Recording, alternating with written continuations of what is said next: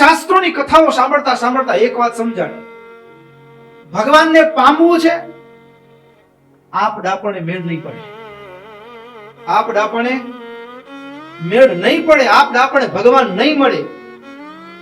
પૂછી જુઓ ભરતજીને, એને પણ સમજાઈ ગયું હતું કે રાજપાટમાં માલ નથી, ભગવાન ભજવામાં માલ છે. એટલે રાજપાટ બધું મૂકી નીકળી ગયા ભગવાન ભજવા. હિમાલયના ગિરી શિખર ઉપર બેઠા બેઠા તપસ્યા કરવા લાગ્યા. પણ આ એવો માર્ગ છે, અહીંયા આપ ડાપણનો વિજય નથી. અને એ ભરતજી જ્યારે રઘુગણ મળ્યા ને, રઘુગણ રાજાના રૂપમાં અને કપિલ મુનિના આશ્રમમાં જ્યારે જ્ઞાન લેવા માટે જઈ રહ્યા હતા, અને રઘુગણે યાચના કરી કે મને જ્ઞાન આપો, ત્યારે રઘુગણને ભરતજી કીધું, રઘુગણ તપ કરી કરી મરી જઈશ તો ભગવાન નહીં.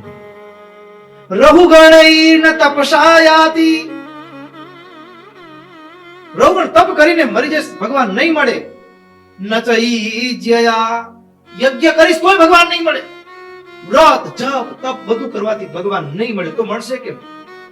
મહત પાદ રજોભિષેકમ, સતપુરુષના ચરણની રજમાં આડોટ્યા સિવાય રવગણ ભગવાન નહીં મળે, નહીં મળે ને નહીં મળે. મળશે તો તું પચાવી નહીં શકે.